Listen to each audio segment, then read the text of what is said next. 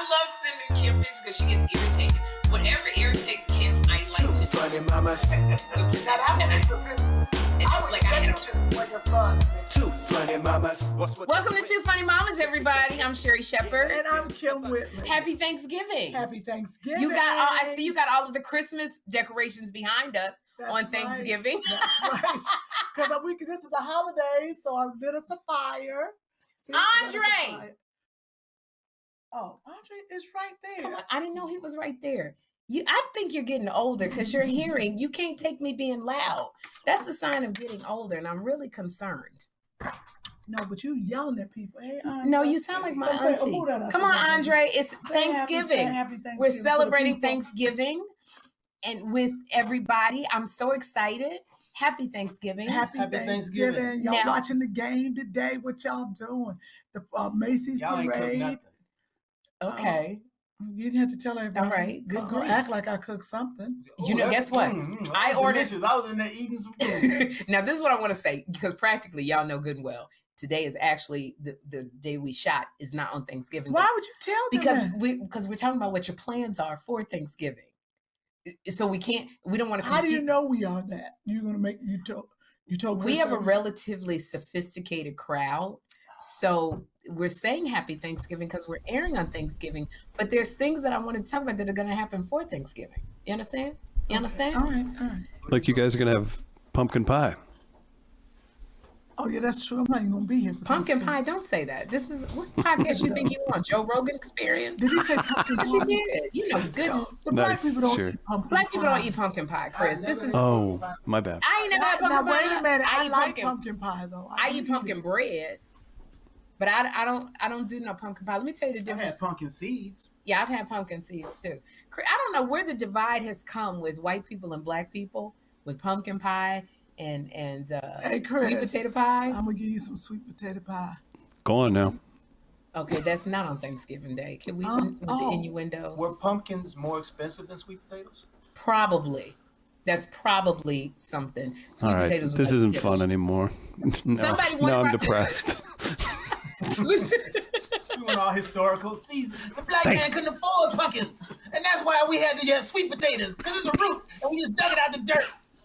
Chris is like, this is not what I signed on for. I thought this was going to be fun. No. I want our listeners and our viewers, if you know that why we are so much more into sweet potatoes than white people who do pumpkin pie, let us know if there's some origins to this, because it all goes back to slavery. I bet you it really. Because we got to dig stuff out the ground. So that's why we have Chris. Look, because like, have you ever had ham hocks in your greens? Obviously, all the time. Oh, he don't even know what I'm talking about. He ain't had no greens. What is a ham hock? Chris took too long. Chris, I got a ham hock. Oh no! With the innuendos again on Thanksgiving. Yeah, big jowl guy over here. Chris don't know what greens and ham hock. Yeah. So we like Chris. Have you ever had pig's feet? Sure. Look at that. Sure. If you haven't, you're gonna have some when Kym get there. Oh, you gonna cook some? You cook some? No. That was trying funny. to say my feet are like pigs. Andre, high five, because that was quick and that was funny. Since you want to talk about sweet potatoes. Keep talking, Andre. We're going to talk about your eggplant. I love what you said. I said we're going to talk about your eggplant. Okay, happy Thanksgiving. So, Chris, there's some stuff that we had, like chitlins, pig's feet, which chitlins they were selling in Bloomingdale's. They sold out, by the way. What? Chitlins in Bloomingdale's? Yes, girl. You could order them online. They sold out. Can I tell you? They had in their little restaurant, chitlins. Go figure. Appropriation is real. So, anyway. Oh, man. I know Chris is like, this is so not fun. So anyway, Chris, literally, because in slavery times, we were not allowed slaves. Like I'm saying, like I was back there, didn't get the choice meat. So they gave everything the overflow, the stuff that they didn't eat. They threw everything from the pig out. So we took it. So it was chitlins and pig's feet, pig's tongue. I don't know what toenail, snout, kneecaps. Okay, didn't know about the pig's kneecap, but still to this day, tail pork rinds. To this day, Rocky Mountain oysters. You know, black people, we season it up. What did you say? Something dumb. Oysters. Oh, Rocky Mountain oysters. Yeah. Is that the pig or the cow, Chris? The Rocky Mountain oysters would be sheep testicles, I believe. Thanks, Ew, Andre. that's disgusting. Hey, I got an answer for you. Andre talking about his own testicles. Oysters. From the Washington Post. All right, we got to remember. Here. Oh, holy night. This is not Christmas. This is Thanksgiving when a man came and took the Native Americans' land. This is when they were celebrating. That's what Thanksgiving is about. This ain't no holy nothing. This is when what was the Mayflower and them people with the white people Santa with the big Maria, white hats the on, Pinta, the Niña. and the big black hats. They came on, they grabbed a turkey, told the Native Americans to go somewhere, and we're gonna celebrate. So don't be bringing in the holiness. Can we get a little bit of the aggressiveness out of Happy Thanksgiving? We weren't gonna go there, but sorry, Chris, for talking about your ancestors. And I just want you to know, Chris, if you're thinking about a future with this girl, you're going to get this periodically. Yeah, it's just baked. It's baked in. Basically, you're celebrating the Holocaust of Native Americans. I mean, good grief. Oh, my God. Oh, geez. Okay. Lord. We might as well end the podcast. Oh, my gosh. Oh, jeez. Where do we go from there? Jesus. How about a Gucci premiere? Andre. It was so wonderful when we started. Okay, let's start again. Now we got to get militant Melvin out the room. Yeah, militant Melvin. This is what they don't want to teach us. No, okay. Real history. But this is our podcast. First of all, we don't want to offend anybody. Which we've already done. So let's do our apology to her right now. Yeah, now we're going to be the funny mamas apologize. This is a podcast where we're entertaining people. Right. This is not a militant podcast, which you need to go start.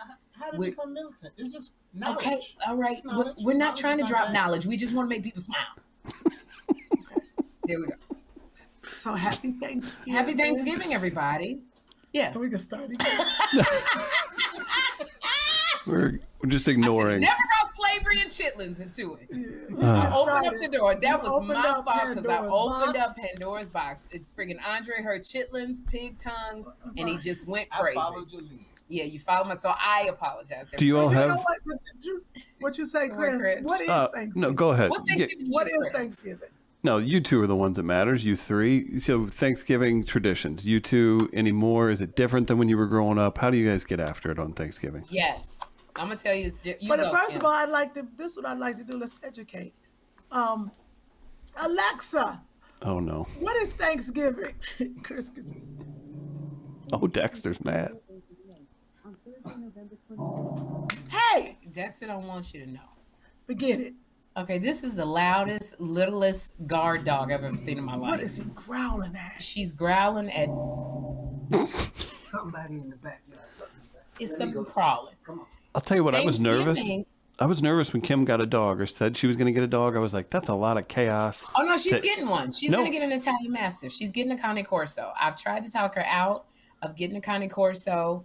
She's adamant because, Kym might as well be a Taurus. She gets stubborn. She gets adamant. That's usually me. No matter what I said to her, she was like, oh, really? Really? But she's still going to get that dog. Kym feels like Andre has taught Kym into thinking she needs a guard dog. Kym is never alone. If you come by if you're trying to stake out Kym's house, you're going to be like, people are coming in and out of this girl's house. There's too many 24/7.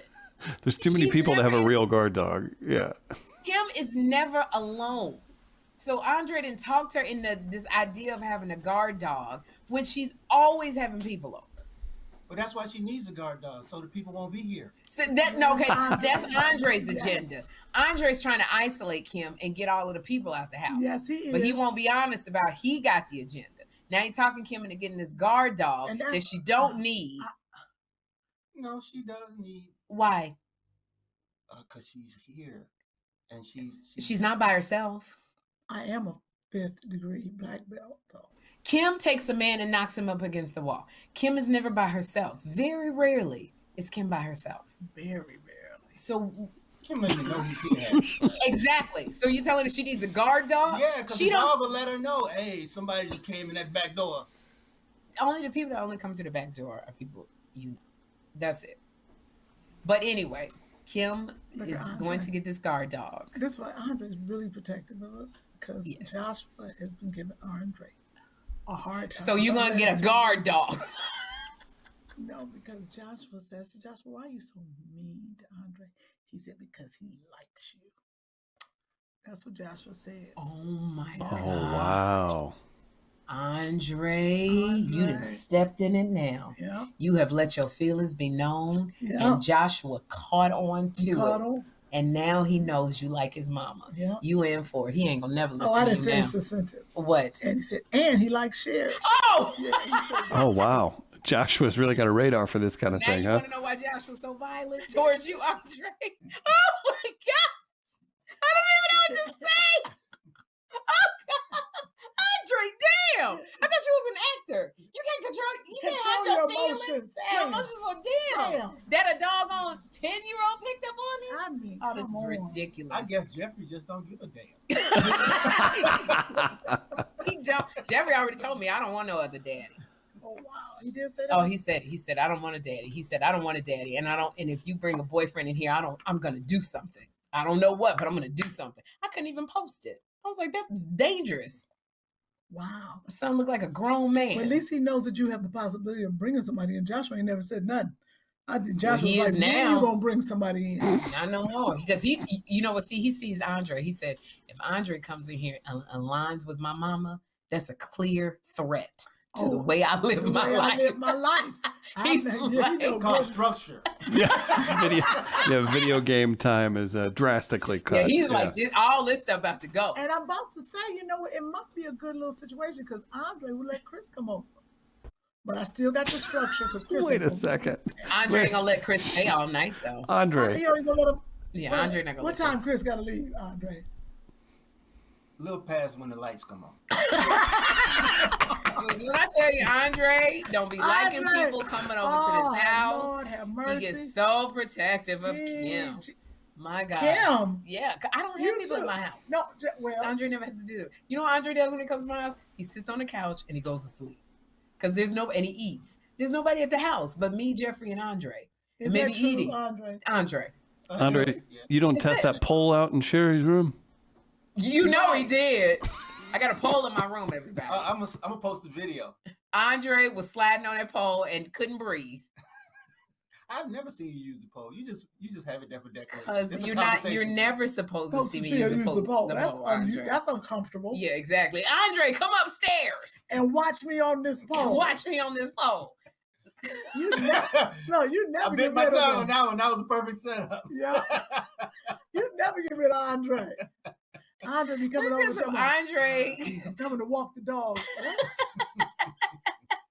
I love it that Joshua has found out that Andre has feelings. Yes. And now, you know what? You are now your enemy. No, but now he senses something, Andre. Joshua has made you enemy number one. No, I'm going to be honest with you. What Joshua told me. What did he say? He said, I don't know if I should say this on the podcast. Well, we'll cut it out. It's too bad. He said, Mommy, is it normal? Andre's close to the door. Is it normal for Andre to be sniffing your underwear?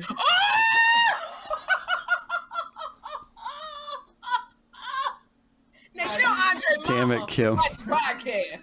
I am not a draw sniffer. And Andre mama was like, I thought I'd beat that out that boy. I thought I got that boy. When he was 3 and I caught him sniffing, I thought I beat that out that boy. He back to them shenanigans. Okay. I did put your bra on my head. Okay. Okay, I can get some water. You are enemy number one with Joshua. I don't know if you can regain that place of friendship again with Joshua now that he knows you like his mother. That threw me off. Hey, Chris. We got a little problem. That was a lot. Chris, I need some help, bro. No. Hey, Chris, you need to find some other woman's panties. What you need to find. I didn't really... Yeah, I didn't care for that. Is very low. We can't hear you, Chris. Oh, that's because I had them turned down. Oh shit. So we've been this whole podcast. We're like, is Chris talking? Can you hear me? How's this? Yes. Oh yeah. I had the volume down. But you can't turn it all the way up because it does feedback, so you can't turn it up. Got it. That's because Chris got up on the mic. Okay. I had you down, Chris, all this time, and I didn't know what you were saying the whole time. So, Chris, here we go. What were you saying? I was just saying I didn't really care for the structure that Andre was putting into my schedule, so I just let you sit in it. Oh, we gotta have structure over at the Whitley home. that was good. Wait, I do like that Kym has basically set up a, you know how in a baseball game you've got pitchers in the bullpen? Andre, she's loading up her schedule. She's like, all right, I use this guy for this. This guy handles this. This dude comes by for this. She's stocking her fridge. You've nailed Kym Whitley to a T. Damn, you got me. You know what? Kym might get jealous if Chris comes because we're going to be working out and training. Yeah. Who going to be working out and Me and who's Chris. going to be training? Me and Chris. Andre, He's a fighter. Andre, He's a fighter. Andre, We're going to be working out. Andre, stop. Grappling and Andre, punching and kicking. Andre, What?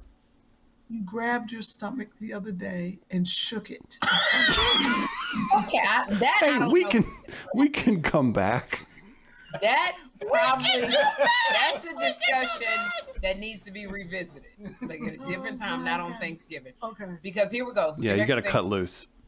Yeah, because I don't know now because I asked Andre if he wanted to come over to the house. I'm not going to be in town for Thanksgiving, but I have a woman who's a Jamaican woman. She's making oxtails, greens, rice and peas, mac and cheese, yams, cornbread. You heard that? You heard me put my order in. Well, that's funny because you ain't gonna get that in Hawaii. No. So she's making all of that, and that's just gonna be sitting there waiting. My assistant is staying home with Ashley because Ashley's sick, and so she's gonna be home, and Jeffrey's gonna be home, and his dad's gonna take him. So I just ordered a whole bunch of Thanksgiving food. So where did you get her from?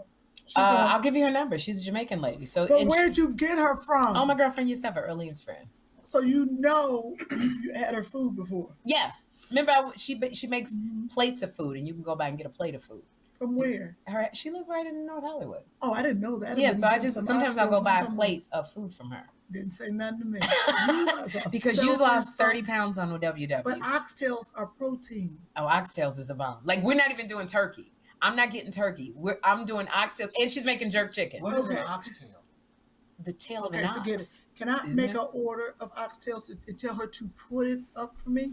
Yeah. Freezer? Yeah, absolutely. And I will defrost it when I come home. I love oxtails. Curry goat and oxtails is what I like. Are you going to remember to give me her number or call her and tell her with your order, just put a side of oxtails on me? I will tell her that. Okay. And then I will pass her number on to you. Okay. So when Andre comes over. I just want some salmon. Andre, get salmon. Salmon.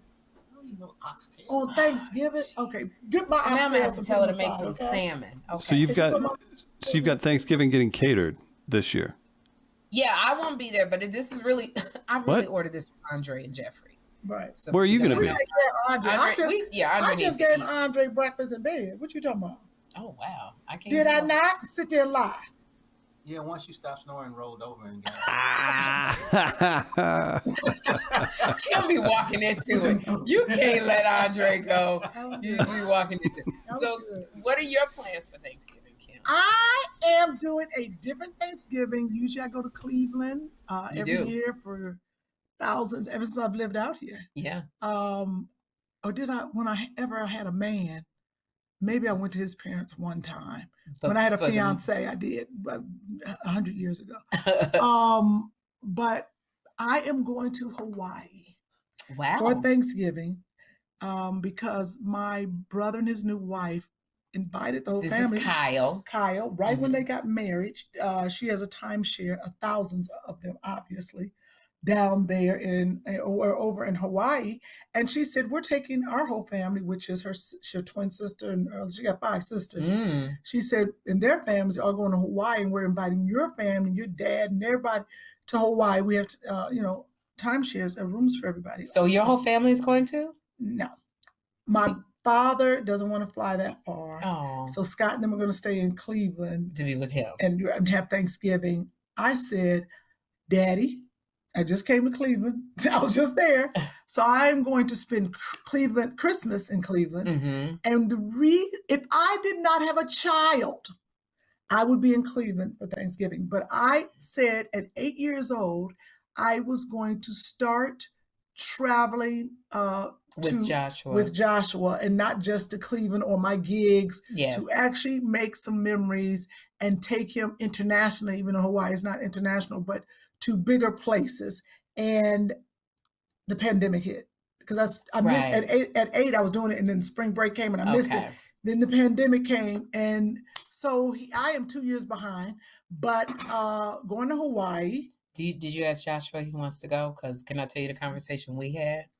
What do you mean? Because I know you're taking him traveling. Andre, Joshua came in. First of all, I was fixing my bra, and then I turned around and Joshua was right there. This is the second time I've seen you like, I was not playing. I was fixing my bra. The point is every time I'm doing something, Joshua, he don't tell you he behind you. He don't say nothing until you go, oh my gosh. So anyway. He's a creeper. He's not a creeper. He's not. Says the panty sniffer. Well, ain't that the panty calling the creeper black? So Joshua, I said, hey kiddo, are you excited about going to Hawaii? And he goes, you know how calm Joshua is. He goes, I don't think I'm going. And I said, why? He said, because I don't have my COVID test and I'm not going to get it in time. And I said, what? He says, I'm supposed to go to date like around 1:30, but I don't think it's going to happen. And I said, Joshua, I think it's going to work out. He said, no, I don't think it's going to work out. I don't think I'm going to go.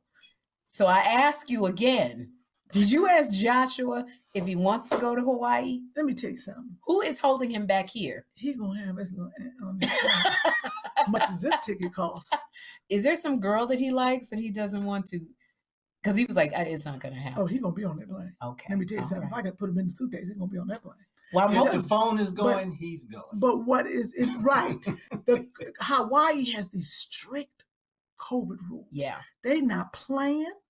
I got to go pay $160 for his test. It's an NAAT test. No, they don't want none of the tests that you say. And it has to be at a particular place, a travel at a place. Wow. We had to go find this place. I called the urgent care. They were like, oh, you going to Hawaii? They said, nope, we don't do it. Wow. Do you have to get the same kind of test? No, this is what I thought. So I was ready to pay all that money for all of us. Yes. But I read it said a vaccine. Yes. Or COVID test within 72 hours. Oh, okay. So you have both. You had the vaccination and you have the COVID test. No, I don't have a COVID test. I mean, you're going to get, but you have the vaccine. You have the vaccine. But I got to find my card. They want the actual card. Oh, you can't show? Nope. You can't lose that card, Kym. I don't know where it is. It's somewhere in my drawers. Can I just say? Well, if it's in your drawers, Andre knows where it is. Right. Yeah, Andre knows that. No, I do. If it's stuck in your drawers, he at least knows what it smells like. Yeah, at least he knows what the vaccine card smells like. See, you all know how your fans are. They're going to be taking you serious. Because they're going to be like, well, shoot, let me send Andre some of my Your eyes. And let me tell y'all, ladies, he couldn't even look at the camera when he said, I don't sniff panties. This was Andre. I don't looking at the floor. I don't sniff panties. Can't even look in the camera. I don't sniff panties. Have you ever sniffed a panty? No. You lying, okay, Chris, Andre. have you ever sniffed a panty? No. Okay, y'all both. So y'all gonna tell me you ain't never picked up your drawers and sniffed them to see if they was clean? I don't wear panties. That's drawers. Thank you. Yeah, you didn't say boxer briefs. That's right. I hope you ain't talking to Joshua like that. Joshua, get your panties. Your language, girl. No, they don't sniff. They don't wear panties. Okay. But they have sniffed their underwear. Now, even when you're dating someone, like the thought to grab their dirty underwear off the floor and go, no thanks. And let me tell you why I know you done done it, Chris, because you did that too good. You did it too good. You did it when you was 11 and stopped learning. I'm reenacting. Now, Chris, notice the example they gave. What's that? We don't sniff our drawers, but they knew exactly. Y'all sniff your own panties, don't you? To see if they clean. Yeah. Oh, I sniff my drawers. Absolutely. My panties, yeah. Absolutely. What? To start your day or like when? Well, once you wear the drawers, you No. Wait. Let me get this. I don't sniff to see if I can wear them again. Like sometimes when you pack, I try to keep everything separate. I said the suitcase, like in the bag. But sometimes you go, okay, which one is clean? Because I don't have to watch this again. Okay, this should be a night. You know what? I'm not even going to go into, this should have been a nighttime funny moment. Hey, let me tell you something. This is on Thanksgiving. We're just trying to see if our laundry, when they're in the suitcase, you just take a quick to check it. Real quick. Can we stop right there? Because I actually do have some reasons why I would, but this should be a nighttime. I was going to say I do it too, because I got to see what's going on. People gathered around the living room with their family on Thanksgiving. Mamas on Thanksgiving, y'all. Like, come on, okay, come on, Grandma Mary, come on, little kids, 11. This what's so crazy. I remember on Christmas, my whole family was together in Cleveland. Okay. And I remember putting my mom in front of the computer like this. Everybody got their plates and my aunt like this. And everybody came in the room. We all had our food and stuff. And I taped my mother watching Two Girls in a Cup. Oh, no, you didn't. What is wrong with you? You did that on Thanksgiving? On Christmas. On Christmas. Oh, you're Thanksgiving, y'all. Oh, kid. Kym? Listeners, I'm going to explain that on 20 Mamas After Dark. We are not going to talk about this on Thanksgiving because it's so daggone disgusting what Kym just talked about. But it's a really funny discussion for After Dark. That's what is wrong with you? What is wrong? What's wrong with you? Yeah, because he didn't seen it. That's wrong. No, I refuse to watch it. I've never watched it. I had my That mom. had to have been hysterical. It was the funniest. Do you have that? Do you have that on tape? I need to Did you find tape it. it? Yes, Please I find did. that. Because So my we can put it on Two Funny Mamas. mother and my aunt were just like this. That's interesting. Oh, come on, I ain't never done nothing like that. Didn't phase them. They didn't even. Oh, they didn't get phased by it? Concerned me. Oh, wow.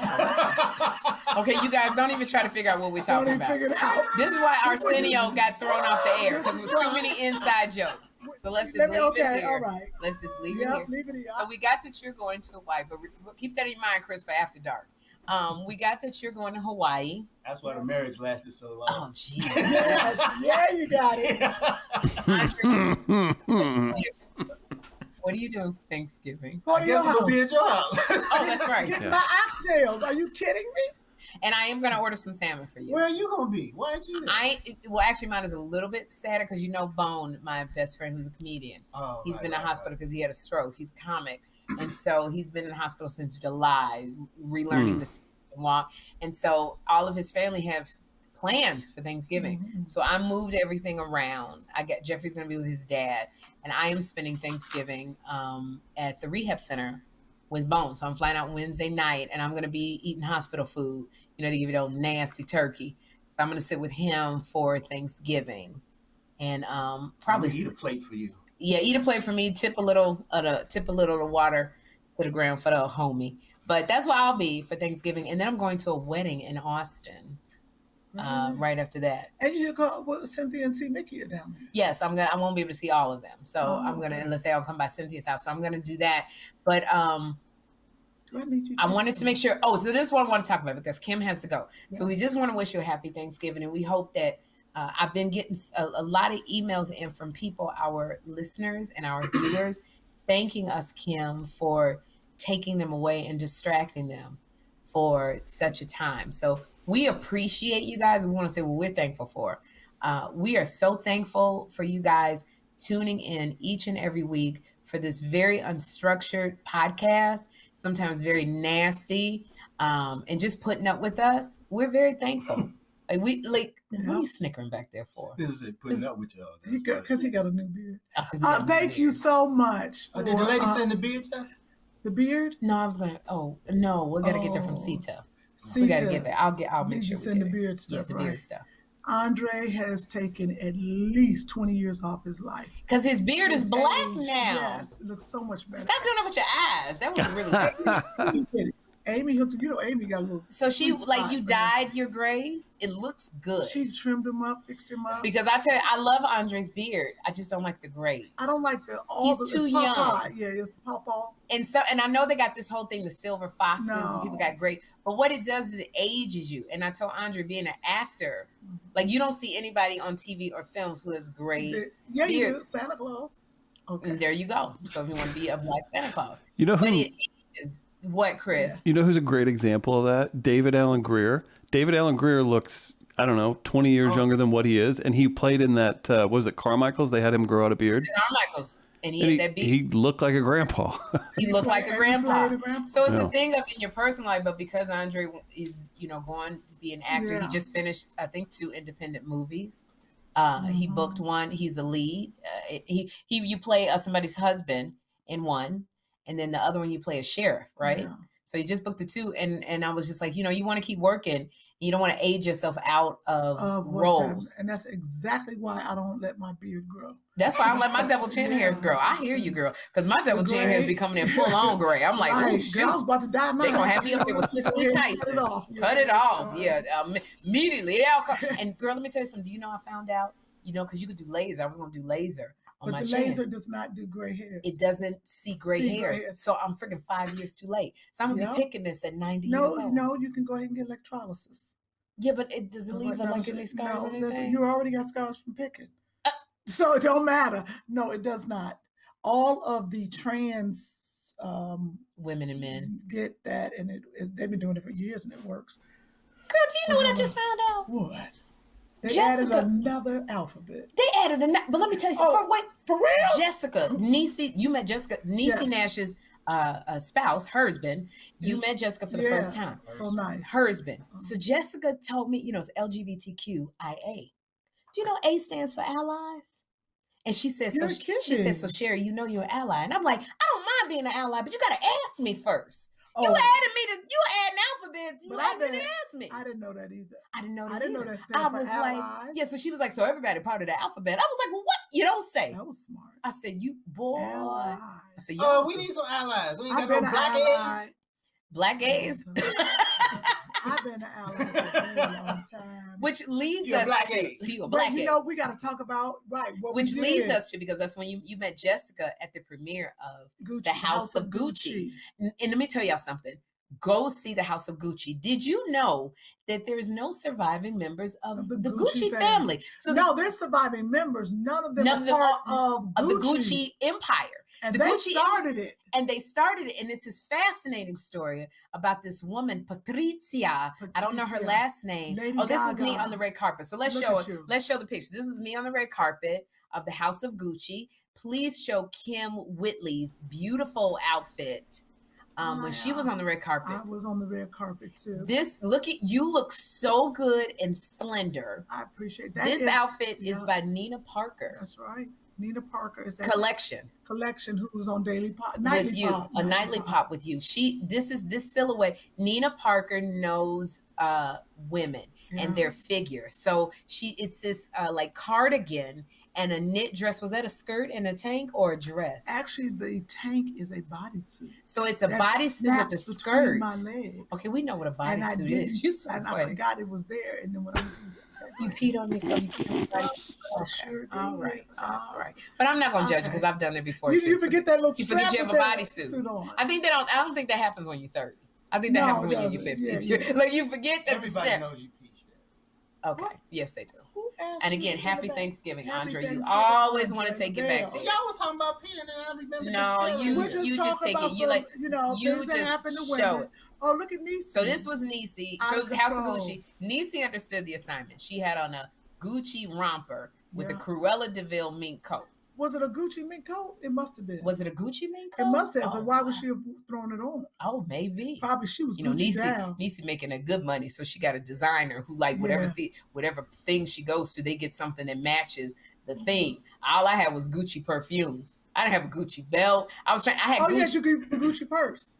I had a Gucci purse, but then Kym was dusty. That Kym recognized because I never used it. It was a gift. And Kym was like, oh, it's so dusty. Then I was self-conscious. So I couldn't go. Yeah, you made me really self-conscious because you talk to people crazy the whole time. Hey, she may talk to people crazy, but you can't be self-conscious looking like this. Look how great she looks. No, but I was supposed to have the Gucci purse because that would have been, because the shoes are Christian Dior. It was maroon and matched nothing.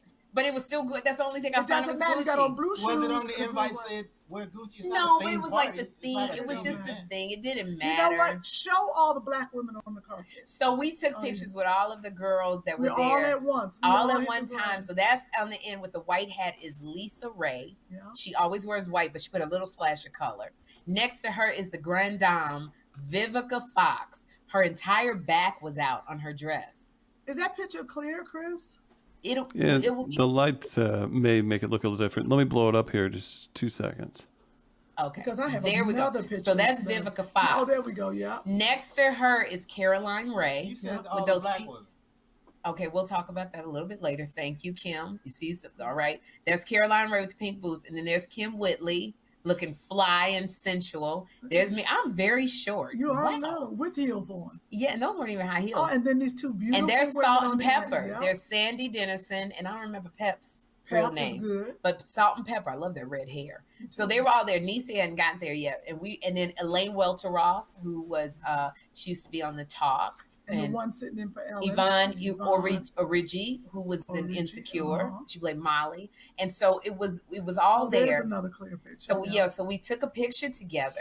And then this is why Caroline Rhea, because I wanted to hashtag it Black Girl Magic. Now I got to hashtag it Black Girl Magic sprinkled with fairy dust. Because Caroline Rhea, sprinkled with fairy dust. Because the thing was like witch dust. Yeah, that I was gonna say that would be appropriate with the from her exactly. She should definitely be bewitched. She should be bewitched. This is where I say you got to learn to read the room. So after Caroline took like 2 or 3 pictures with us, then you go, oh, it's a bunch of Black women. They want to do that Black Girl Magic thing because we always do our Black Girl Magic thing. Caroline stayed in every picture. She was like, I'm not moving because I can't believe I'm all these girls. And, Caroline is the life of the party. Yes, but Caroline, she's Canadian, so she does not really. Oh, she don't see race and all that. She don't see race. So then this is what's so funny is Caroline. Then we got a comment which you don't even know about. So when you said that, I sent this to Chris.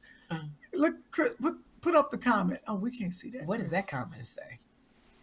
Morning, ladies. Caroline Rhea be hanging on there with the sisters, don't she? Yeah, y'all just need to go ahead and make her an honorary Black lady. Hear ye, hear ye. By the powers invested in me, I hereby announce Caroline Rhea has been voted into the sisterhood always. That's funny, Pamela Reed. Not gonna happen yet, but that's funny. They put, hey, is this funny? Is this funny to you all? They accidentally, it was probably a spelling error or the autocorrect. It says Carolina Rhea. Like, would that be her alter ego? Caroline and Carolina. Caroline Rhea happier than to be in the sisterhood. That's so funny. Was that not funny? That's Somebody made that. They read that immediately. They said Caroline Rhea be around. Everybody says it, Kym. When they see the picture, they're like, Caroline Rhea was all these Black. That's what I'm saying. It would. I wanted one picture with just all of the Black women. Well, why didn't you say that? Look at this. Because I don't want to embarrass anybody on the carpet. She was so happy. Like literally, she was sitting there. Put that picture back up, huh? Literally what? Caroline was sitting next to Vivica, and look at, why you ain't comb my hair when I got off the thing? Look at the fuzz. I didn't wear my glasses. Everything looked the same. I don't have my glasses on. Look at everybody. Everybody got on a Spanx or something. Oh, we all got on Spanx. We don't go anywhere without a Spanx. I'm looking at these tight bodies. Okay, go ahead. Caroline Rhea sat next to Vivica, and she goes, and see, this is right. Vivica's like, hello, darling. Vivica's like this. Caroline, this is Caroline Rhea. She was like, hi, and she's eating popcorn. Hi, I'm your new friend now. I'm Caroline. Hi, and Vivica's like, hello, darling. And I'm sitting there watching them. She had that popcorn, just plopped her butt. Hey, I'm your new friend. That's Caroline Rhea, and I love Caroline. Oh my God. And then I didn't even see that. And then I know what happened. Ariana Grande's brother, I forget his name. Oh. He's on Broadway. See you, Andre. Happy Thanksgiving. Pick you up? Happy Thanksgiving. All right. I'll get you some salmon. Thank you. Look, Andre, we love him. So she was there, and Ariana Grande's brother, I forget, is Frankie. That's what his name is, Frankie. Yep, that's right. Frankie was dressed to the nines in Gucci. He looked so cute. Oh my gosh. And so he been down, and Caroline was like, hi, I was in, what's that show she was in? It wasn't Bewitched. It was Sabrina the Teenage Witch. Yeah, she was like, hi, I was in Sabrina the Teenage Witch. And then he was like, oh yes, I recognize you. And Caroline was going to town. I said, that's Caroline Rhea. Was he sitting down at the other end? I didn't know that. No, he was just bending down talking to Vivica. That's what it was. Was that the one with the hair sticking up? Yeah, he had spiky hair. Yes. So this is, we got to, unless I'm jumping the gun. What? I was going to go to the movie. Right, but when's the movie come out? I don't know. It's going to be streaming on Netflix, I think. Oh, yes, that's Frankie. That's Frankie. He was talking to Vivica. And Caroline was like, hi! Oh my God, but let me tell you something. Y'all, this movie, not only Lady Gaga, but Jared Leto? Jared Leto. Ooh. Jared Leto, Al Pacino. Al Pacino. Adam And Driver. I met Al Pacino on the carpet. No, he bumped into you. No, because he couldn't see. He saw them titties. Yes, he did. And he fell right into him. Over to me. He fell right into your boobs. Adam Driver. Adam Driver. Right, Al Pacino. Did you say Salma Hayek? Who was the man that played? Of course, we know him. The daddy, Mr. Gucci, who started it. Marla, somebody's here to play tennis with Caroline. Oh, Marlo's here. That's Jeff. Jeff's. Wait, Caroline Rhea's getting lessons? Is Caroline Rhea getting lessons here? Yes. I've been asking you for the whole time you put that tennis court up. I said I want to take lessons here. I want to hire somebody. Oh, she got a great coach. He come over every Sunday. My bad. I forgot. I've been asking you this whole time. Caroline did it on purpose because y'all don't have a podcast. No, that's because I've been practicing. So when you do, I want to take lessons too. Him right here. Who's this right here? It's him right make here. It. Can you read that? This name right there. What's that guy's name to play? Bob. Adam Driver, Jared Leto, Jeremy Irons, Al Pacino. Jeremy Irons. Okay, let me tell you something about this cast. Jeremy Irons, Adam Driver, Lady Gaga, Jared Leto, who's unrecognizable. Yes, he and Lady Gaga, and Al Pacino. She plays Patrizia Raggiano or something, who met Adam Driver's character, the Gucci. He was a Gucci man. And, I don't want to tell it, but no, it's out there. It's based on a true story. It's a great movie. And she met him in how the downfall of the Gucci family into what it is today. And I'm telling Lady Gaga's going to be nominated. Jeremy, the entire cast is going to be nominated. Everybody will be nominated. It was fantastic. And Jared Leto was completely unrecognizable. I didn't find out until 30 seconds before we went to the premiere that the star was Lady Gaga. Kym said, "Don't tell nobody that." Yeah. I didn't know that was Lady Gaga. Her accent. Her Italian accent. But she goes into a character. Jeremy. I thought she was good in she was in Star is Born. But she took the cake in this film. And do you know that Lady Gaga said that she was not a good auditioner? She used to freeze up when she did auditions. She did a Lens Crafters audition and froze up. Wow, it's hard to believe. And it just goes to show you, if you have a dream, you just got to keep working it.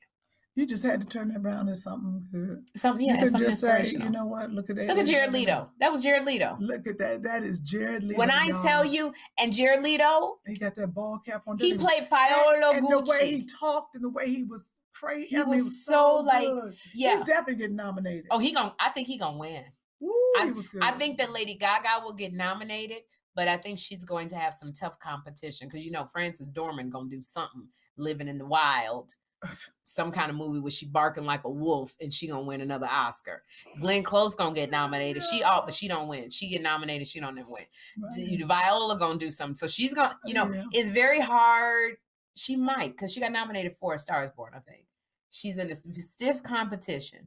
I can guarantee, I'll bet you money that Leto's gonna win. That Leto, let me tell you something. That Al Pacino gonna be nominated. Al Pacino was fantastic. Selma Hayek, she's not even in the poster. Right. When I tell you Selma Hayek, amazing.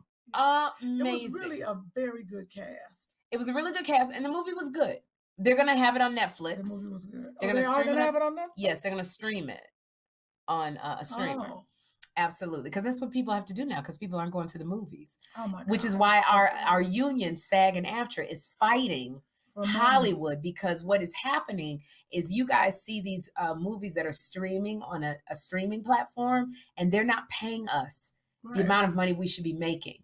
They're giving us pennies. Because they're not in the theaters. Because they're not in the theaters. So they're saying, well, they're not in the theater, so we really don't have to pay you. And that's not fair. Because that's a lie. Well, I did the work. Because we did the work, but not only that, it's not about that you see celebrities making a lot of money. All that money goes into our pension. It goes into us getting health insurance. Oh, wait, our agents and managers, we have to pay all them people. But I'm just saying personally, like, everybody needs health insurance. Just because you on TV doesn't mean you have health insurance. No, and when they don't, they take all our money. We ain't got no money. But I'm saying people don't necessarily care about the fact we got to pay agents and managers. Yeah, they should. We don't have no money. They take all our money. So if they pay us $10, we get $2. Yeah, that's about it. We really exactly. do. It's the truth. I want to break it down for people really quickly. This is not a Thanksgiving thing, but did you know, Chris, that for every check you make, so when you hear about like actors, and we're not part of this crew that be making millions and millions. We're not part of that. Yep. But I want to break it down. But check, let's say Kym and I, we got $10,000 for something. 10% goes to our agent. That's already 1,000. 10% goes to our manager. That's another 1,000. 5% goes to our business manager. That's 500. Wait, hold on. If you have a lawyer, 5%. 5% goes to your lawyer. So that's already 30% out. Then you have to pay about 40%. The big gangster is the 45%. I do 48. I didn't even get down to 48. So if you're talking at least, we're gonna be generous and go 40% is going to taxes, and that's even writing off stuff. So you have 70% of the 10,000 that is gone. So now, when you see people going to jail because of taxes, that's why. That's why. And I'm not even done. If you're a woman, these things cost money. Yep. Your hair, your glam team, because you can't go to these events without somebody you got to buy clothes. Why are you bringing the room down? This is depressing. Well, I know I shouldn't have, and not that you care, guys. And please forgive me. I guess I was just trying to educate people on what happens with these stars' money when it ain't all glitz and glamour. And maybe Thanksgiving. You know what? Rich. No, they not. Again, I say thank you for hanging with us because it's so unstructured. We tend to go off on tangents, and not that here's the thing. People don't care about celebrities. I just wanted to give you a glance behind the rope of how the money is divvied. So Chris Tucker. That's what I said. Chris Tucker owes the IRS $9 million or 900,000. I think it's 9 million. He owes the IRS 900,000. He could pay that. Yeah, I was gonna say he owes the IRS $9 million. Do you understand? 9 point something, and I understand. That's a problem. That's a miracle of God. Like, that's one where you got to lay hands on Chris and pray. Because I don't even know how you pay off the government $9 million. Do you understand how much money that is? You go to jail for 5 years like Wesley Snipes. That's how you pay it off. Well, that's the problem. They should have let Wesley, first of all, it's ridiculous that he went to prison. But the way you pay it back is he stays out there working, and you have to tax it. You have to It was so ridiculous. And then you think about Nick Cage has done 8 jillion bad movies because of tax issues. I know there's a lot of celebrities that have. You got to take them. And I think when people say, how do you get behind $9 million? First of all, you got probably a business manager that wasn't doing right with your money. Somebody that ran off with your funds. Yeah. I think somebody's been misappropriating your money. It's always what happens is you don't. When they come to you and say, can you put your head in there? I can't, because you're depressed and taken down. Okay, well, let's let the subject go, because we're not trying to depress. Because it's tax time for us. It is tax So time. I'm going through this. That's why I was like, it is tax time. What about when you get together? You're cutting you're cutting loose on Thanksgiving. What's your go-to dessert? I mean, is it sweet potato pie? Is it that simple? I'm not going to. Yeah, well, I'll never do pumpkin pie, ever. Well, I'm going to be in Hawaii, so I'm hoping none of that is around. You're going to be doing that poi that they eat. Is that dessert, that poi? What is they do like a pie. In Hawaii, I think they do like a whip or like pineapple whip. Yeah, okay, that'd be a traditional. That sounds like you do that's your nice points. And light, yeah. Yeah. I'm not really doing dessert.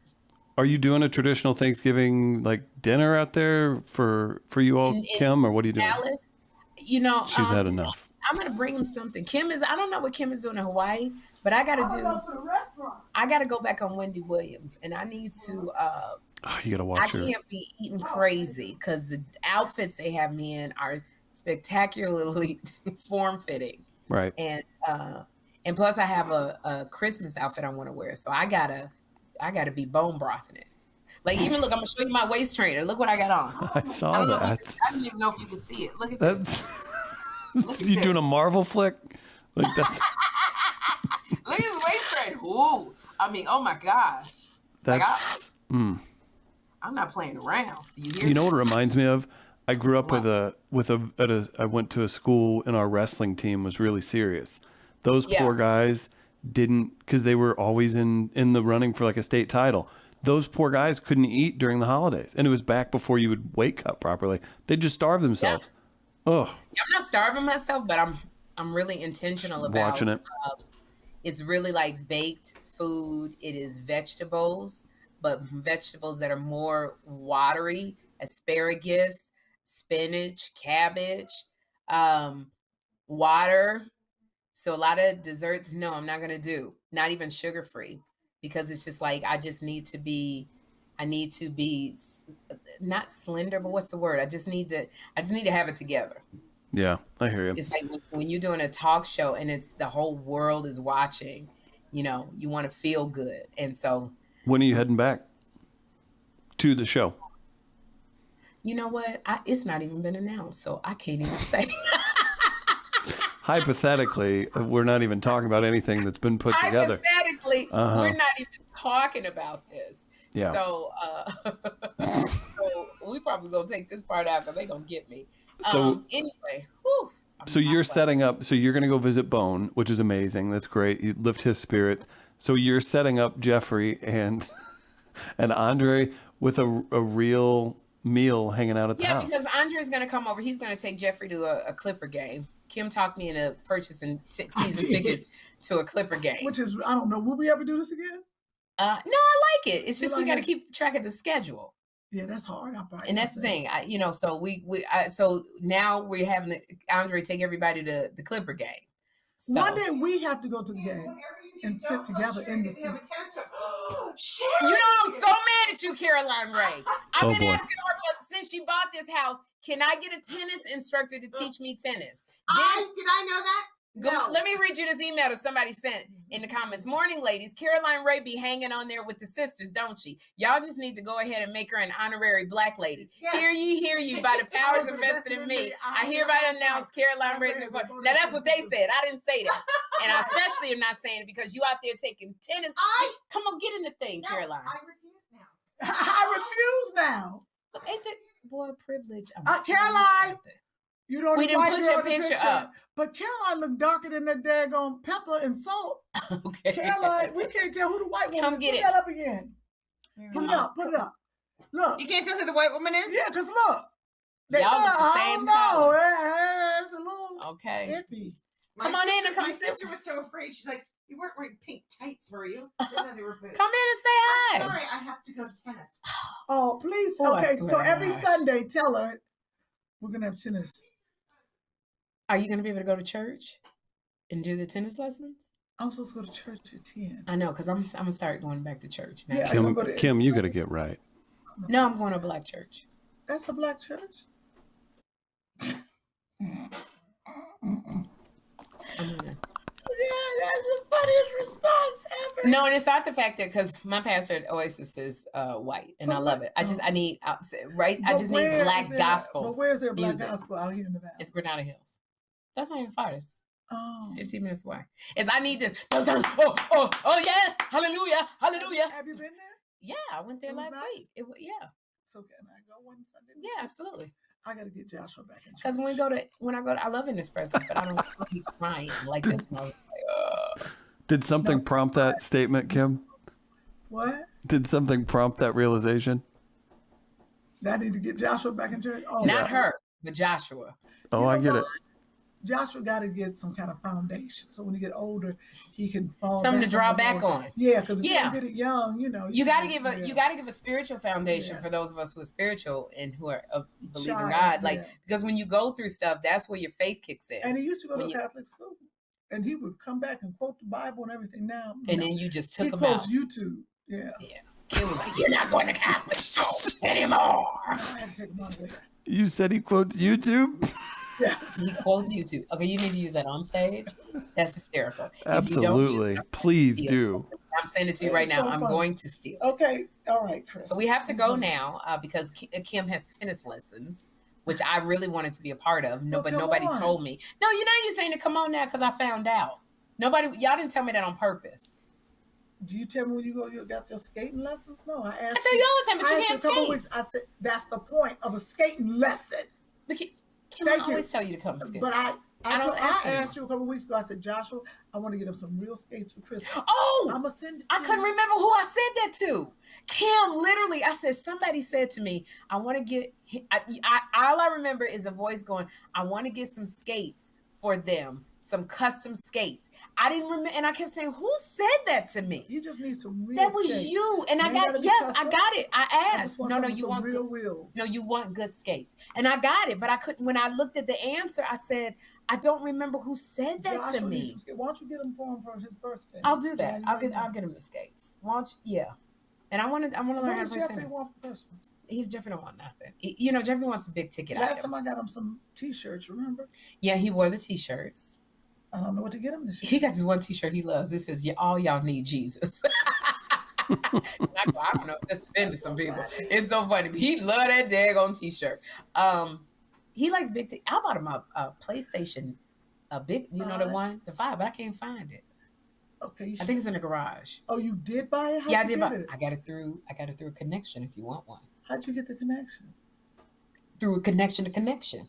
Oh wow! But you still got to pay the. Yeah, you had to pay it, but it was we had to stand in line. No, ain't no line stand. I can get it for you. Oh no. Yeah, that's what connections are for. Oh, no. So anyway, yeah, Jeffrey wants to. He wants a big ticket item. Then I got to pay you. No, you don't have to do that. I'll get it. You're so cool. What do you want for Christmas? I've got everything I want. I got a successful podcast with you. Oh, that is what I need. I got Chris still teasing me. I ain't never gonna see him. So I'm good. My goodness, we actually we had to cancel all of our comedy dates together. Yes. We was going to. Some people would tell me I bought tickets, and I said we've canceled it. Let's make that a goal. The new year, we get this tour in line. We get the people who need to talk to me in line, and we bust it out. Why not? New year goal. You busted out. Here's our problem. Because when we in quarantine, we were always together. Yes. This girl books something every other day. Every other day, she's booking a job. And it's hard because Kym is always working. Are you kidding me? That just makes it worth it more. You don't want some bums just sitting around with nothing to do. You two are a hot ticket item. Let's make it work. Yeah, that's even better. We do need to do something together, but we do so much apart. But because it's good, we're gonna figure it out. You always hear people who like we've been trying to make this album for the last 10 years. That is true. We've been trying to make this movie for the last. I think that's really Kym and I. We've been trying to get together because the 2 dates that we had to cancel them. So, and then all of my stand-up comedy gigs, I had to cancel all of them. Oh, I had like 4. I had to cancel every single one of them. That's the only problem, that Chris. I didn't have. My agents, they're like, we Cleveland Improv wants you, da-da-da, wants me. I'm like this. It's going to be bad.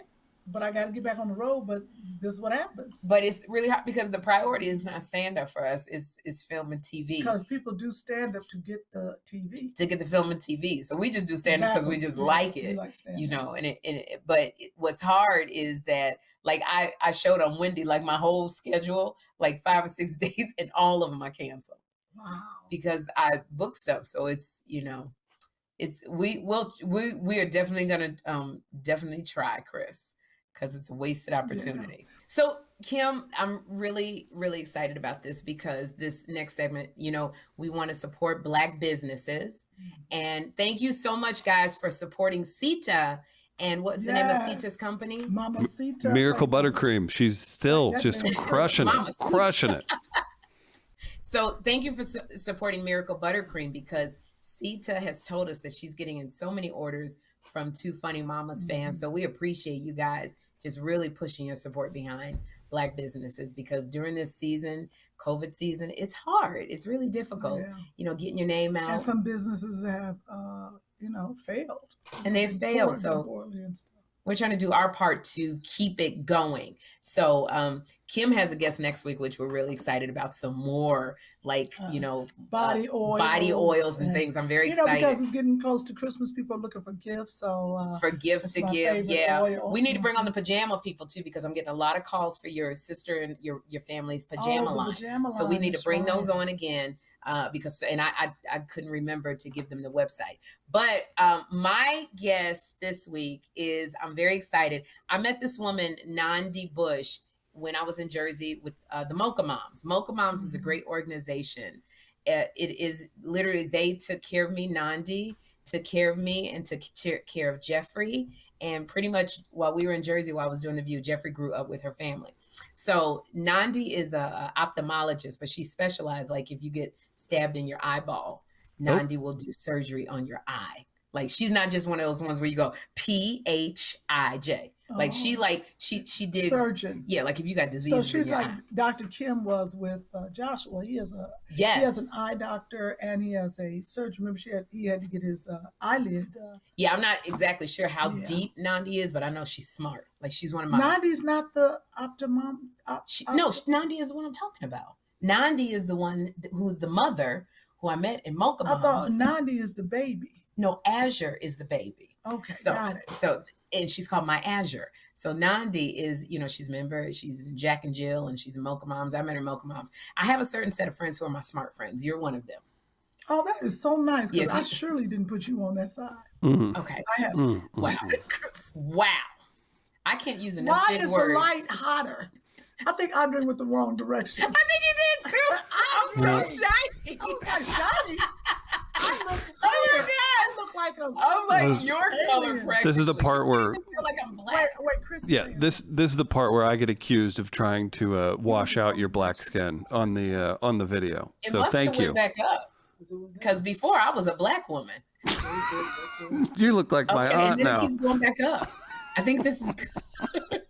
Kym looks like a Marvel character with a star on his forehead. It's wintertime. That's when Kym gets like pasty white. Oh Kym, no! Oh what did man! you do to me?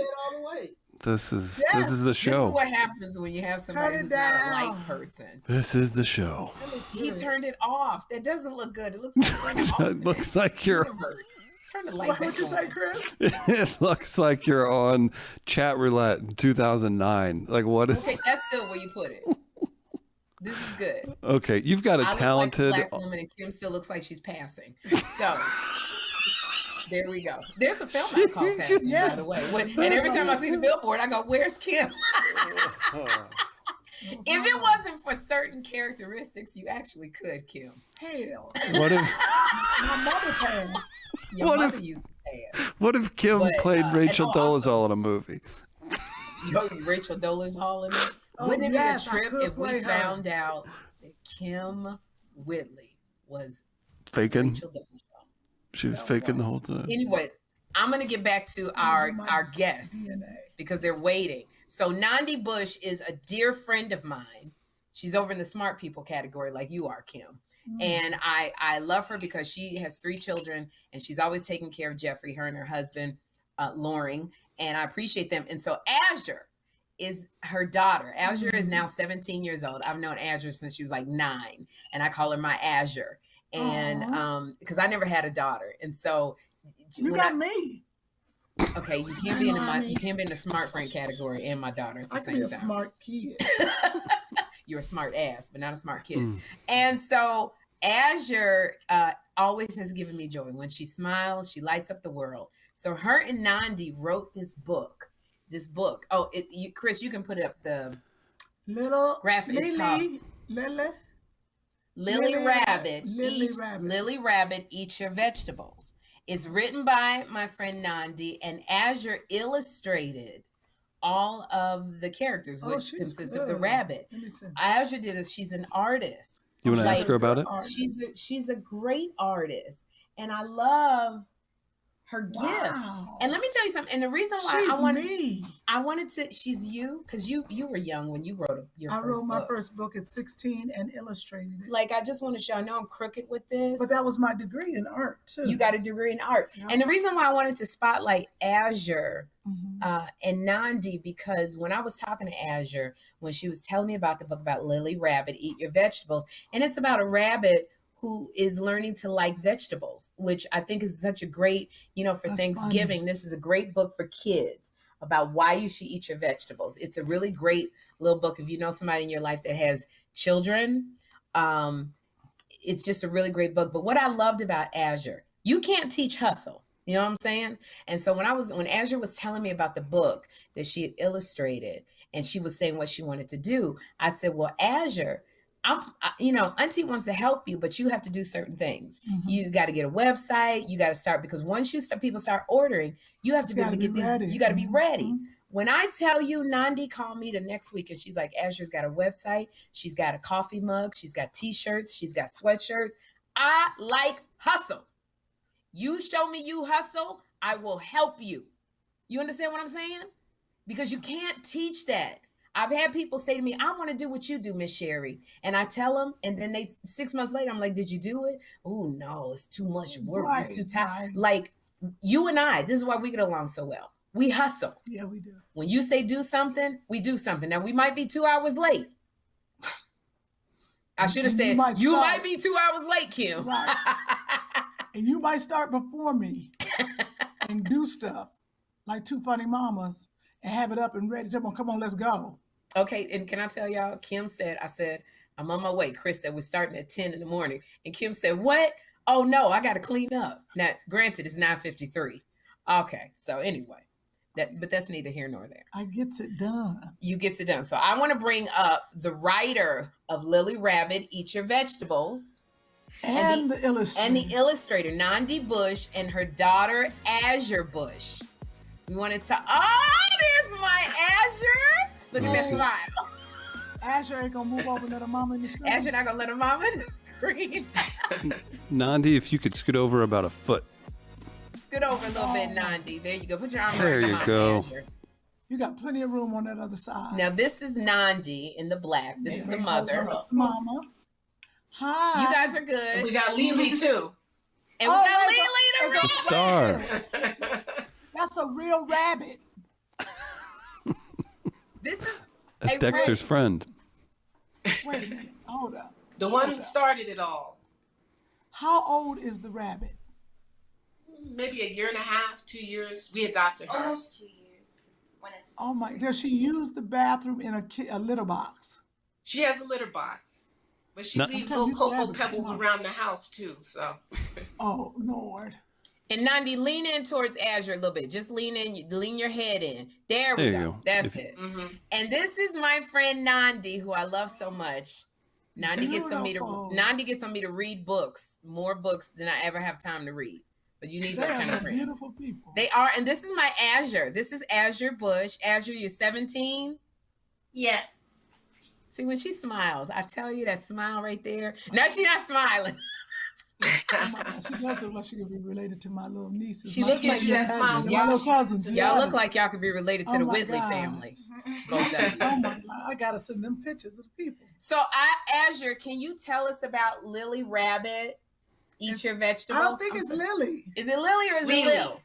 Lily. Yeah, Lily. I came up. I first came up like with her name because I thought of flowers at first, and then I didn't want to call her Lily because I didn't like how that sounded.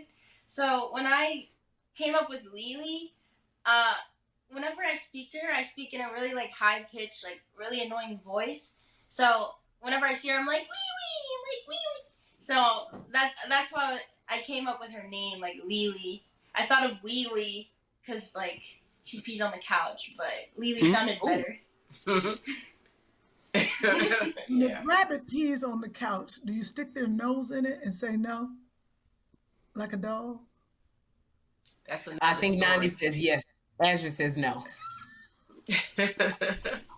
So can you tell us about why you came up? What is LiLi Eat Your Vegetables about? I came up with LiLi in general because she has like her own personality, and she has such a mood that I came to realize over quarantine because she has such an attitude and she can be so sassy, and she's also a really picky eater in real life. In real life, she loves vegetables, but she's very picky about what she wants to eat and like when she wants to eat. So if she doesn't want to eat, she'll throw it away. She'll toss it with her mouth. And there's some true parts in the story, like her sneaking into my closet, and she once got into the treats, or she'll get into my clothes or anything, and I'll find like bite marks or holes inside of things when I come back. And, that sounds like my best friend, Kym Whitley. Why are you so loud? Why did you just start screaming? What happened? We actually... Oh my! I'm sorry. Why did you just yell like a maniac? Because when Azure was talking about LiLi the rabbit and everything LiLi does, all I kept saying was, this sounds like Kym Whitley. Oh my. And so by the time Azure said, and she leaves bite marks, I was like, that's Kym Whitley. Azure's like, Mom, I don't understand that, but you'll explain it to me. Nahndi. You know, she was doing so many drawings during COVID. We had nothing to do. And she had an iPad, and she was doing all these great drawings of her rabbit. And, you know, we were very isolated. And we said, you know, we could make a book with all of these drawings. And so we started, I had to put the story together. And I said, Azure, I want you to draw LiLi looking this way, draw LiLi looking that way. And she would just catch the expressions right off the bat. And so we put the book together, but we just felt like we wanted to accomplish something instead of just sitting around waiting for everything to open up again. And so, you know, this was her way. We tried going to protests and marches and stuff. And as soon as the tear gas would come, we'd be like, okay, it's time to go. So, you know, we said, maybe we have a different way that we can put our spin on the world. So Azure, as an artist, I felt that this was a good way for her to make a difference. And, you know, she really just wanted to make an impact. And she's donating part of the proceeds to Children of Promise NYC so she can feel like she's doing something other than just benefiting herself. Tell us what Children of Promise NYC is.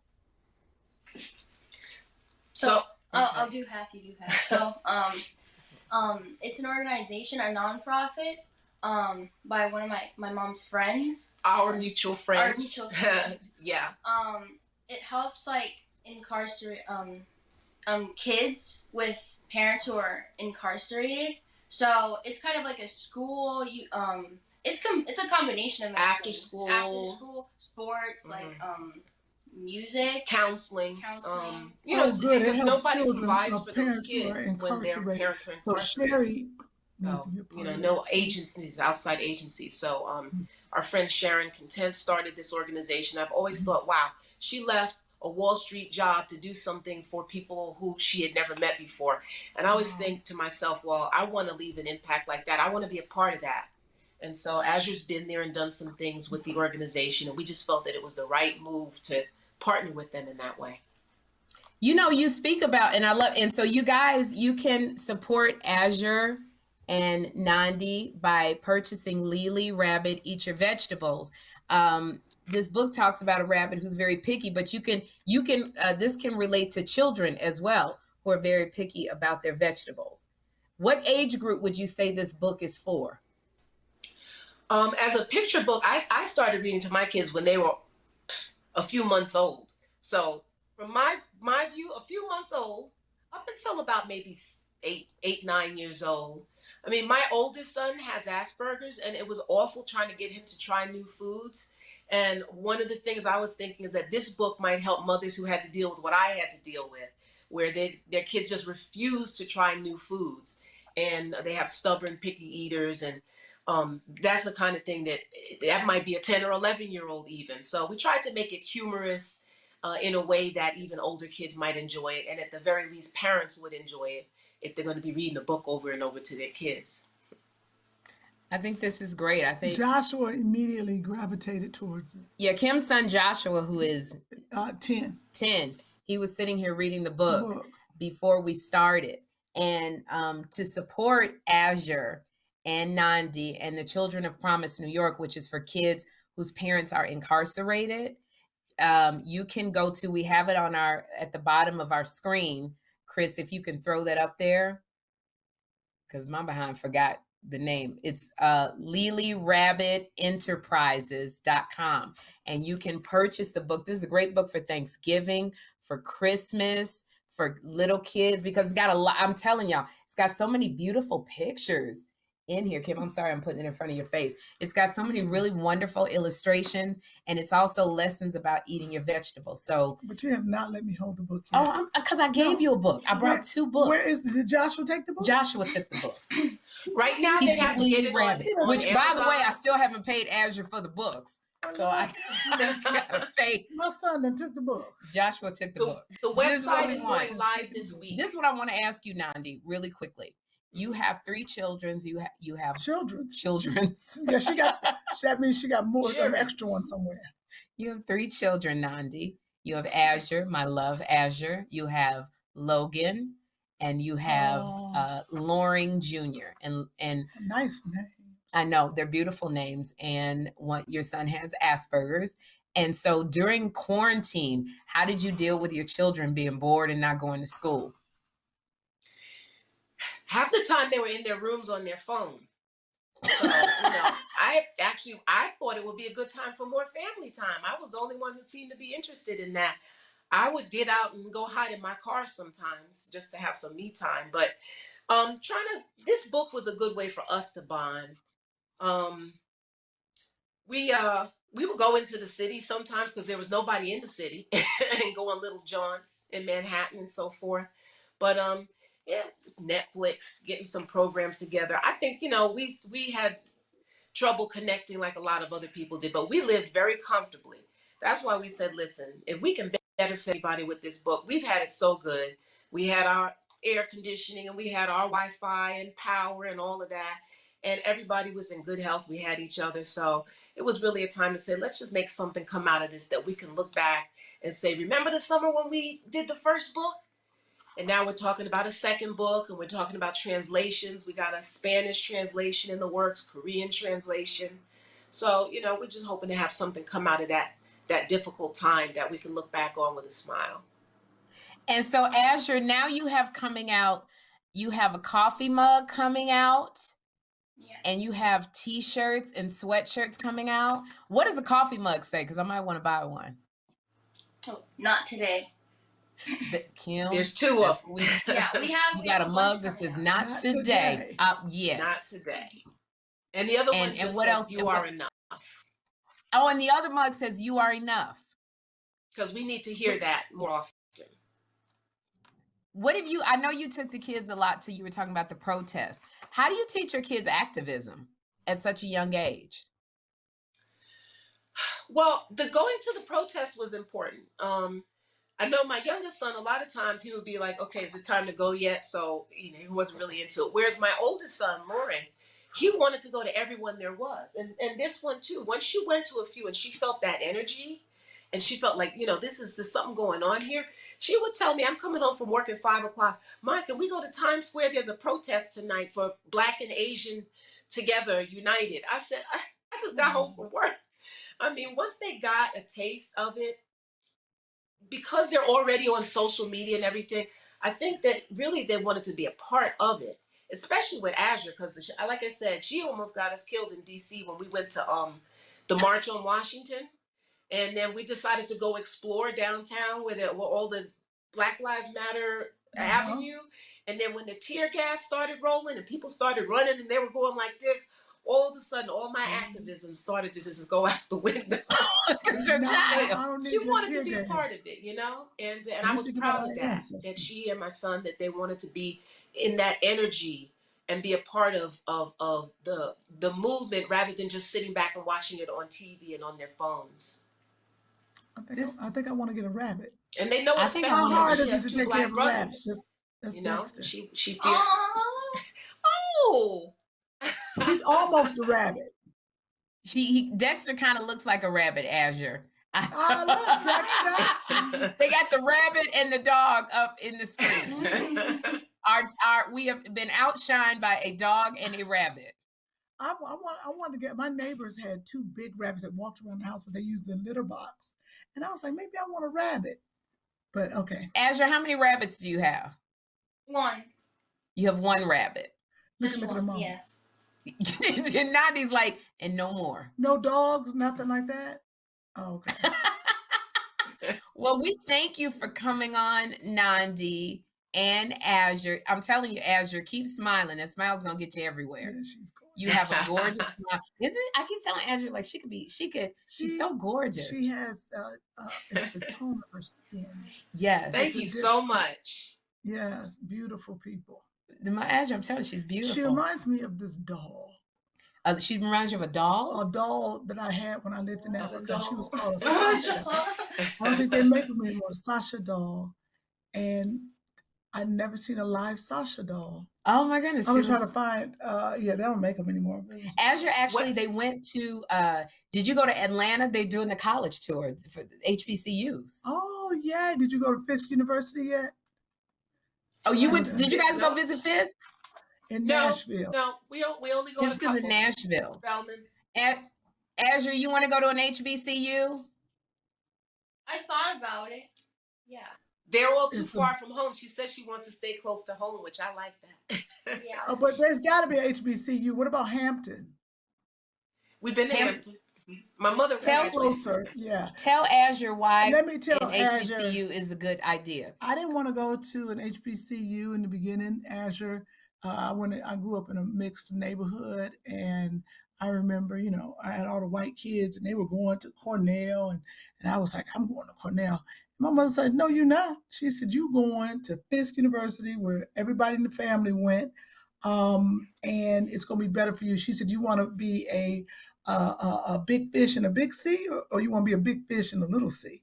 I was like, oh, I want to be the big fish in the little sea. But I didn't realize, but it was really good for me, especially a girl.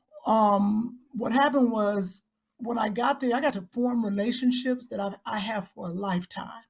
It's just what it is. You connect with people that you will know for the rest of your life. At bigger schools, you got to get a clique. It's just different. There is a feeling that you connect. I don't know if you've had this experience yet, because you're pretty young, but it's like when you go to a family reunion, even though you ain't met everybody, you feel family. It is the same thing at an HBCU. And the teachers there will help you with anything. At different colleges, it's a little different. They got a whole bunch of people in their classroom. At HBCU, the teacher's going to be like, okay, come on by a little later on. I'll set some time, and we're going to make sure you understand this. They're going to be the ones who are going to say, you got to go to a job fair. They're going to be the ones. It's just a different, the sororities and the fraternities and the fun, the time you have at HBCU is completely different from the time that you'll have at a state school. State school is like, to put it this way, this is the difference between going to work every day at a job that's just a job and going to work at a job that you love. For you, it's like going somewhere and being able to draw every single day and do what you love to do. That's a HBCU. The state school is you going somewhere and cleaning up rabbit poop every day. If I can, I know that's a horrible analogy, but you had me, but I see what you're saying. But you see what I'm saying? That's the difference in the HBCU and a state school, but you don't know until you go.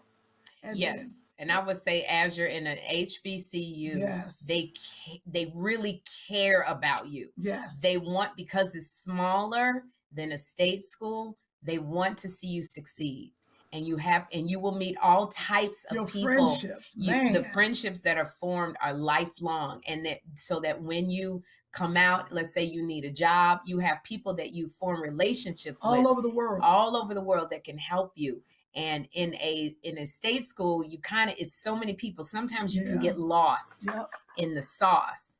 But in an HBCU, you will meet people who look like you, who have a lot of money, who don't have a lot of money, but everybody's not the same. But they genuinely they want to push you to succeed. So I encourage you to really. And you can go to excuse me for interrupting you, but you can always go to a HBCU undergrad. And if you really want that experience, you can go to grad school at a state school. Mm-hmm. But the undergrad experience at HBCU is one that I think that as an African-American young woman would really enjoy. You'll get your best friends and you're going to be straight. Yes, and I want Azure to join a sorority so I can come, and I want to come to her homecoming. And I'm only coming if you go to a HBCU. Let me apologize from the Deltas. You should have been on that line this year. The Delta line. I've been trying. Look, another Delta came up to me and was like, "Why wouldn't you?" I want Azure to be a Delta. Yeah. Yes, I want. Yes, Kym is a Delta. What's her mama? Are you Greek? I'm not. My mother was AKA, and I did not do a Greek. I was just trying to pass. I was just trying to get by when I was in college. Girl, I hear you. Trying to get into but Nahndi look like she'd be an AKA. No. There's still time. There's still time. Yeah, still time. Let me explain something. You go with, if you do go to HBCU or even a state school, they all have chapters, but For me in Greek, all my aunts were AKAs, and I have to go with who I feel best with, my sisterhood. And I felt like I wanted to be a Delta, and that's who I went with. And my aunt was mad, but nah. And that's what you'll get. That's what you'll get, Azure, when if you decide to go to HBCU. You'll get sisterhood. You'll get women who genuinely love you, which is that's what I have with Nahndi and the group. I met Nahndi when she was in Mocha Moms, and I got that. And I haven't been in Jersey since 2016. But I always talk to Nahndi, and you just drink water in front of me. No, I'm not going to drink water, but that's what I'm saying. I get, and so I want to end this with. So think about that really hard, Azure. You be great at HBCU. And if you have any questions, you can always get my number, and I'll help you. And she don't give out a number to nobody, so yes, you can call Kym. Now your mama can't have my number. Nahndi can call me vis-a-vis you. I want to put the book up again. LiLi Rabbit, Eat Your Vegetables. Two Funny Mamas fans, if you would please support Azure and Nahndi in their venture, and they will have their clothing line coming out very, very soon, and the coffee mug that says "Not Today" and "You Are Enough." And it's a great book for your kids, for Thanksgiving, for the holidays. So go to LiLiRabbitEnterprises.com. And the website is not live yet, so they have to get it on Amazon or BarnesandNoble.com right now, and then so let me say that to get it through the website. We got that website, which you got to make it go live, but you guys can get the book LiLi Rabbit Eat Your Vegetables on Amazon.com, BarnesandNoble.com, and please, if you get it from those two sites, leave a review. This is what I want to say. It's really important to leave a review for the book, because then they'll keep promoting the book. If they don't see reviews, then they don't promote the book. It kind of falls down to the end. So if you go to Amazon.com, BarnesandNoble.com to get LiLi Rabbit Eat Your Vegetables, leave a review, please. And say Two Funny Mamas, because then when we come with our book, we have it a little bit easier. So come back in so I can say I love you to Nahndi. Wait, let me get some water. Oh, wait. I got a water right here for you. We argue a lot, Azure. I don't have COVID. But you touched it, and we got. So what if I touched it? Well, you're not supposed to be touching stuff during this COVID period. We've been together the whole quarantine. Don't talk like this. I know, it's children. So anyway, get your water. So Nahndi, I love you so much. Nahndi, it was a pleasure meeting you. And Azure, Azure, I love you. Keep smiling, because that smile lights up the world. You're going to change the world with that smile. I'm telling you. We make a lot of money from our smiles. Hers aren't real. Like that. Yours aren't real. You gonna make some money. We keep using your creativity and your gift. This is a gift that God gave you of being able to draw. Keep using that gift, because you're gonna make people happy. You'll change the world. So we love you guys. Love you. Miss you.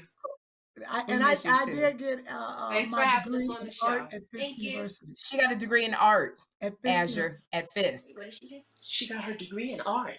Oh. At Fisk. Talk to her about majors. Yep. You just decide on what you want to do. You can do graphic design, whatever. You just got to go with what makes you happy. Yep. Okay. Mm-hmm. So we love you both. Happy Thanksgiving. Love you. Thanks for having us. Thank you. Absolutely. Bye. Bye. Bye, LiLi. Oh, look at the daggone. I'm gonna get that rabbit. Bye, LiLi. Oh, that's so cute. I want a rabbit. I want a rabbit too. So happy Your Thanksgiving. dog will eat the rabbit. My dog would eat a rabbit like amazingly. You have 1,000 rabbits on your street. And my dog wants to eat them and all. they're all gone. Because the coyotes have been eating. I never seen so many rabbits in my life. Then all of a sudden I was like, where are the rabbits? Well, we want to say happy Thanksgiving to everybody. Happy Thanksgiving. Sorry for our doom and gloom, highs, up, down, lows. We got forgetting it was Thanksgiving. But happy Thanksgiving, everybody. Go to buyjack.com. Look at me getting off. Buyjack.com/2funnymamas. We also have B-Flat's Hot Flash Rags on there. Okay. So purchase a Hot Flash Rags. And please support the book, Azure's book, LiLi Rabbit. You can go to LiLiRabbitEnterprises.com. You can get it on Amazon and but you can get the book on Amazon.com and Barnes and Noble, and leave a review, please. Also on Amazon and Barnes and Noble is Kym's book, The Delusion of Cinderella. I want to also pitch that because that's an erotic fiction with the But you know what I forget to do every time, and I keep telling Chris that, Chris, can I please promote my products? Christmas is coming. I need that up every week. Part of why our don't we have commercial, why don't we have a segment where we promote your products and stuff that we like? It should run I want it to run every week till Christmas. People need to buy them things. I gotta get rid of them. So do we want your commercial to run after the podcast? Yeah, let's have we got the car seat thing, and we got the. Do you have another commercial for something else? I need to make one for the then shirts. you need to make we one. have the picture. Then we will make the a Don't commercial. Feed Me shirts. Okay. Those are great shirts. Kym made these T-shirts that said "Don't feed me" because when Joshua was a baby, he was allergic to so much stuff, and so it's a T-shirt that it's with a washable marker. So if you take your kids to school or to the babysitter, it says right on the T-shirt things that you can't feed the child. And you brought it on Ellen. I did, and they were selling like hotcakes. But guess what? Kym was the only one sending out the damn onesies. It's probably the kid is 5 years old now. This is what it's called. It's called Don't Feed. Look at Joshua. That's my baby. That's how long it's been. So this shirt is called, it's a Don't Feed. And you would write the name of the baby or the child in the T-shirt, and you would mark off stuff that they're allergic to. And it's called Don't Feed. Don't Feed Joshua. And you put peanuts, and you can get it at Whitley Products. Because this is the problem, right, Kym. Now. You come up with so many great things. You'll follow through. And I want to say this about the House of Gucci. I know it was something I wanted to say, y'all. So we were supposed to be at the House of Gucci to do the red carpet. We were supposed to be in the car service at 5 o'clock to get there by 6 o'clock. Because Kym. First of all, I'm not going to let her ruin that. Chris, put up the website. It's a funny story. Put the website up. .org or Whitley Put the website up. Store. I'm going to tell them the story. Okay, go ahead and tell them the story. So when you put the website up, please order these T-shirts. We're going to make a commercial. And maybe we can get like a T-shirt to fit Andre, and we'll put it on him. So this is, damn, you was big.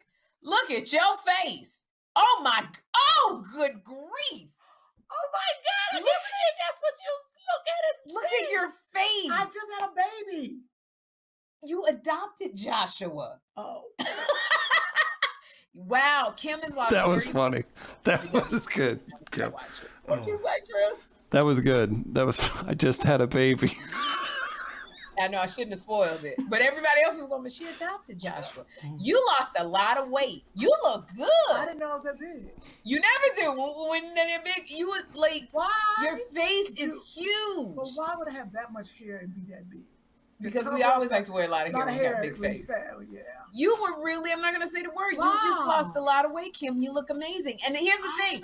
You've done the work. Like, you don't just sit around. You lost 30 pounds with WW, formerly Weight Watchers. If you want to know more about it, go to www.com. And I think you can put it on /Kym. /Kym. Yeah. So they'll know that Kym is actually promoting WW. But you look amazing, Kym. That's a trip. That's when you used to be breathing hard all the time. I remember that. I still breathe hard. Well, that is so go ahead, tell me about the premiere and us being late so Chris can go. And I gotta go and get this and get your little tennis lessons. No, I gotta go get Joshua the I'm gonna tell the story real quick. So we're supposed to leave in the car service to be there at 6 because Kym wants to go to the pre-party and do the red carpet. So I get here at 5:05, I think. My assistant, then we found out, because Kym didn't read the paperwork, I did, that you have to have proof of a vaccine and a negative COVID test within 72 hours. Now, I knew that. I have my negative COVID test and my vaccine. Kym didn't realize that because she said, I don't read nothing. Yes, we don't. So my assistant had to go pick up a COVID test from CVS for her to take. Some money for that. No, you don't owe me money because you tipped the driver. There's 3 of them. Okay, go and keep them on because you might need it. And then, so Kym and Amy are sitting there. They don't know how to open up the box. They don't know how to read the instructions on how to do the COVID test. So they're both going, Amy's reading the instructions in Spanish. Kym don't have her reading glasses on. I'm sitting there going, we're going to be late. Literally. So they're like, okay, can we move it around? You got to leave it. Kym putting it in her nose, not deep enough. Finally came back negative. We get in the car at close to 6 o'clock. We are in, and it was so much traffic. Then Caroline Rhea, who's out there taking tennis lessons, don't invite me. Caroline says, can you pick me up? Now we got to go out the way. And then here's it. Oh, this is the thing. yeah. I'm not even upset at Caroline. Caroline is on the way. So I say to Kym, where does she live? Where does she live? So Kym gives the address. Amy says to Kym, Caroline doesn't live there anymore. And you know Kym be going off when you disagree with it. Yes, she does. Yes, she does. Listen. So I give the driver Caroline's address. My cousin Marcus is meeting us at Caroline's house. He is Ubered to Caroline's house. And I said, Marcus, knock on her door. And I told Caroline, he's a black man, open the door so he can sit with you and we're on our way. So we're in traffic running late. Marcus calls us and he's like, I've been in front of this door. Nobody's opening the door. So I tell Caroline, open your door. Caroline's like, there's nobody there. Where is he, Caroline? He's standing there. Kym then gave us the wrong address because Caroline goes, are you in front of 777 82nd? You know, and Kym was like, no. Can I tell you something? The whole wrong address for Caroline. Marcus is on someone's next door app. Right? Somebody put the ring bell. Yeah. This one of the white neighborhoods. In a white neighborhood with a Gucci scarf on and a suit. I said, and he didn't Uber, so he don't have a car. So Kym goes, well, can you go get him? Can you just go pick him up? He's only 6 streets away, Caroline. So I'm not mad at Caroline at all. She wouldn't pick him up. Poor Caroline needed to be in that picture with all of the women. Because much as you put her through. So she had to leave, go pick up my cousin, bring him back, and we had to go get Caroline. We had a good time at the House of Gucci premiere. And thank God when we got there, Lady Gaga was like 2 hours late. So the red carpet was still going on. So we all got to do red carpet. We all got to go to the pre-party. And we got that popcorn. And they had popcorn. I didn't have any popcorn. I had grapes. The cheese hurt my stomach. Oh. But Kym wanted to go out later, and that's why you need good friends. We would not let Kym go out to eat because she was really hungry. We all went to bed hungry, and that was good. I came home and ate something. What did you eat? I don't know, something bad. Girl. Oh, my goodness. But that is our Thanksgiving story. We want to say thank you to our listeners and viewers. Yes. We really appreciate you guys. We love you more than you could possibly know. We so appreciate you sticking with us on this podcast. So thank you. Happy Thanksgiving, Chris. I hope you have a great day because I know you're going to be with your mama. Yep. Happy Thanksgiving, Chris. Chris? Have we been talking on this damn podcast and we lost Chris? You didn't lose me. Happy Thanksgiving. Oh, my God. Happy Thanksgiving. Had a mute issue. Sorry about that. I was like, Chris don't know what a button is. And we just... Nobody's saving us. What happened? I'm excited for you, Sherri. Safe travels. Kym, safe travels. And you gonna be with your mama? Yes, I'll be with my family. I'll be with my grandparents, parents, some aunts, some uncles. If you don't want to marry this man, I do. I have to meet him. You gonna come to family party, Kym? What side dish you bring him? Corn pudding. Ugh. I thought that was my nickname you gave me. You guys, happy Thanksgiving. All right, see y'all. Two funny mamas. Two funny mamas. Two funny mamas.